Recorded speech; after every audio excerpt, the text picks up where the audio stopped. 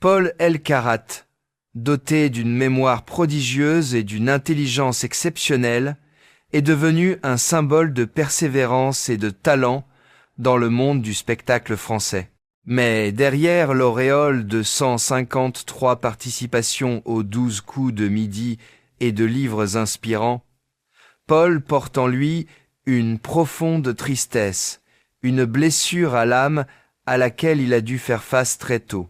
Sa plus grande tristesse ne vient pas seulement des difficultés personnelles qu'il a rencontrées, mais aussi du sentiment d'isolement et d'incompréhension sociale dû au syndrome d'Asperger, un trouble du spectre autistique diagnostiqué à l'adolescence. Ce syndrome, bien que conférant à Paul une mémoire incroyable et une concentration exceptionnelle, l'a également confronté à des difficultés de communication sociale, à des préjugés et à la solitude tout au long de son enfance et de son adolescence. Dès son plus jeune âge, Paul a réalisé qu'il était différent. À l'âge de 3 ans, on lui a diagnostiqué des troubles cognitifs inhabituels, mais ce n'est qu'en 2015, à l'âge de 16 ans, que les médecins ont officiellement diagnostiqué le syndrome d'Asperger. Ce diagnostic, tout en apportant des réponses à ses comportements et émotions uniques, a également ouvert un chemin semé d'embûches. Paul a confié un jour qu'il avait souvent l'impression de vivre dans un monde à part, où les règles sociales habituelles ne semblaient pas s'appliquer à lui.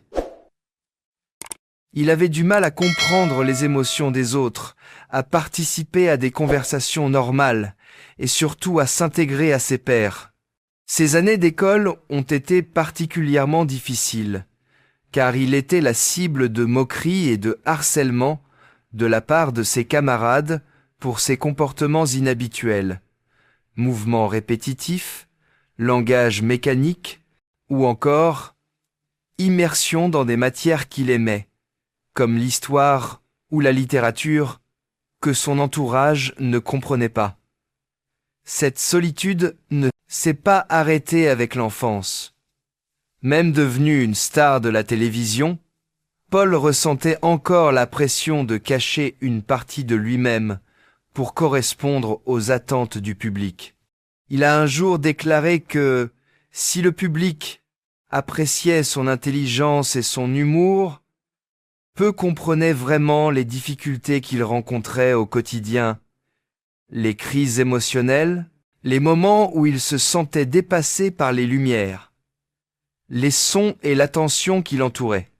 La plus grande tristesse de Paul n'était pas le syndrome d'Asperger en lui-même, mais le sentiment de devoir constamment lutter pour être accepté, pour être perçu comme une personne à part entière, et non pas seulement comme un génie étrange ou une star de la télévision. Ces moments de solitude devenaient encore plus criants face au regard sceptique de son entourage, même dans le monde du spectacle.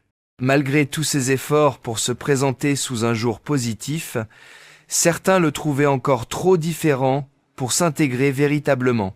Paul confiait dans son autobiographie « Ma 153 victoire » qu'il y avait des jours où il avait l'impression de jouer la comédie, non seulement à la télévision, mais aussi dans la vie, pour que les gens se sentent à l'aise avec lui. Cette tristesse, bien que jamais exprimée publiquement, est devenue indissociable de son parcours.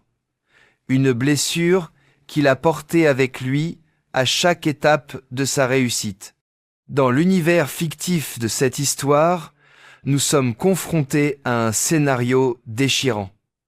Paul Elkarat, un jeune homme d'une intelligence extraordinaire, décède à l'âge de 26 ans, laissant un vide incommensurable dans le cœur de millions de fans.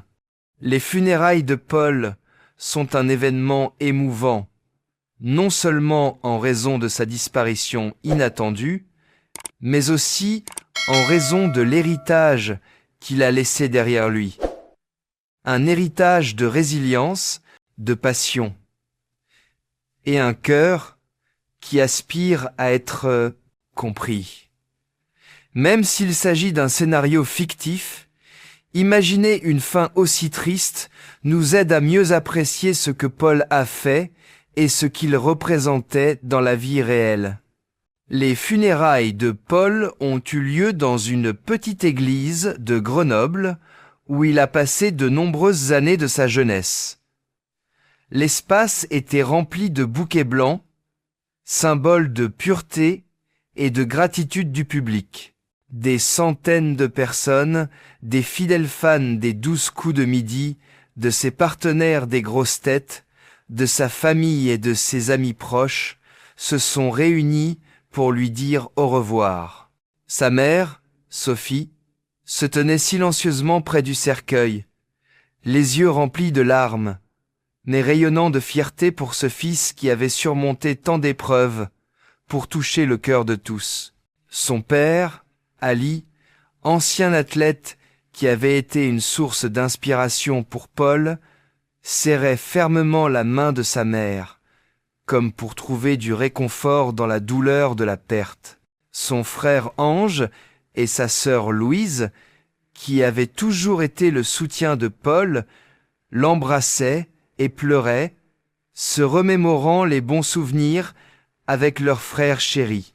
Les téléspectateurs de toute la France ont suivi les funérailles au journal télévisé, nombre d'entre eux n'ayant pu retenir leurs larmes en découvrant l'image de Paul, son sourire timide mais sincère, ses yeux brillants lorsqu'il parlait d'histoire ou de littérature, et sa voix passionnée lorsqu'il répondait aux questions de Les 12 coups de midi. Les publications sur les réseaux sociaux ont été inondées d'hommages de personnes inspirées par l'histoire de Paul, notamment celles atteintes du syndrome d'Asperger ou de troubles du spectre autistique. Ils ont écrit que Paul était non seulement un champion, mais aussi un ami, quelqu'un qui leur a donné l'espoir de briller eux aussi, malgré leurs différences. L'héritage de Paul est un trésor, non seulement grâce à ses 604,21 522 € de prix télévisés, mais aussi grâce à ses livres, tels que Ma 153 victoire et Bienvenue dans mon monde, dans lesquels il partage avec franchise sa vie avec le syndrome d'Asperger. Ces pages ne sont pas seulement une histoire de triomphe, mais aussi un rappel que chacun, aussi différent soit-il, a une histoire qui mérite d'être entendue. Les funérailles de Paul, même si elles ne sont qu'imaginaires, sont un rappel déchirant de la fragilité de la vie, mais aussi un appel à chérir les moments qu'il nous a apportés, des moments de sagesse, d'humour et de courage. La vie de Paul Elkarat a été bouleversée à jamais par un événement qui a non seulement façonné son parcours professionnel, mais lui a aussi permis de découvrir sa force intérieure. Son diagnostic d'Asperger à l'âge de 16 ans a à la fois expliqué ses difficultés et lancé un parcours à la fois difficile et enrichissant. Avant son diagnostic, Paul a eu une enfance difficile, où il se sentait souvent perdu dans son monde. Il adorait lire, étudier l'histoire et se souvenir de détails que ses camarades ignoraient. Mais il était également victime de harcèlement et d'isolement en raison de comportements inhabituels comme répéter des phrases ou se concentrer trop sur un seul sujet. Le diagnostic d'Asperger en 2015 a marqué un tournant décisif. Pour Paul, ce fut comme une clé qui lui a ouvert la porte vers la compréhension de soi. Il a commencé à lire sur les troubles du spectre autistique, découvrant comment son cerveau fonctionnait différemment et réalisant que ce qu'il considérait comme des défauts étaient en réalité des dons uniques. Le syndrome d'Asperger a doté Paul d'une mémoire incroyable, d'une grande concentration et d'une passion pour la connaissance. Mais cela s'accompagnait aussi de défis, comme des difficultés à gérer ses émotions, une sensibilité à la lumière et au bruit, et un sentiment d'être dépassé en société.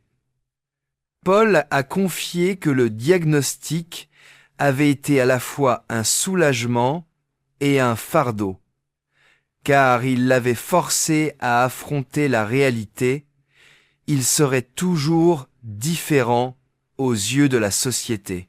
Cette expérience a poussé Paul à trouver de nouvelles façons de se connecter au monde. Il s'est lancé dans des activités comme le judo et le tennis, non seulement pour se maintenir en forme, mais aussi pour gagner en confiance. Il s'est également tourné vers les livres et la connaissance, un refuge où il pouvait s'épanouir sans être jugé. Son diagnostic d'Asperger l'a conduit à les 12 coups de midi en 2019, lorsqu'il a décidé d'auditionner pour une émission de télévision afin de prouver qu'il pouvait surmonter ses limites. Cette participation était non seulement l'occasion de mettre en valeur son incroyable mémoire, mais aussi une façon pour Paul d'affirmer qu'il ne se laissait pas définir par le syndrome d'Asperger. C'est cet incident, aussi difficile soit-il, qui a aidé Paul à découvrir sa force intérieure, le transformant du jeune homme timide en un champion apprécié et un auteur inspirant. Paul El-Karat, malgré son intelligence et sa carrière télévisuelle, a toujours gardé secrète sa vie amoureuse. À 26 ans, il n'a jamais parlé publiquement de relations amoureuses ni de mariage, ce qui reflète en partie sa nature secrète. Atteint du syndrome d'Asperger, Paul admet avoir des difficultés à construire et à entretenir des relations personnelles, notamment amoureuses. Il confie dans son livre que, même s'il aspire à être aimé et compris, comprendre les émotions des autres et exprimer les siennes avec naturel représente un défi majeur. La tristesse amoureuse de Paul ne vient pas de relations brisées, mais du sentiment qu'il ne trouvera jamais quelqu'un qui l'accepte et le comprenne vraiment tel qu'il est. Cependant, Paul ne laisse pas cette tristesse dominer sa vie. Il trouve du réconfort dans l'amour de sa famille, en particulier de sa mère, Sophie, qui l'a accompagné dans toutes ses épreuves. Le livre « Atypique », écrit avec sa mère en 2025, témoigne de la relation privilégiée qui les unit.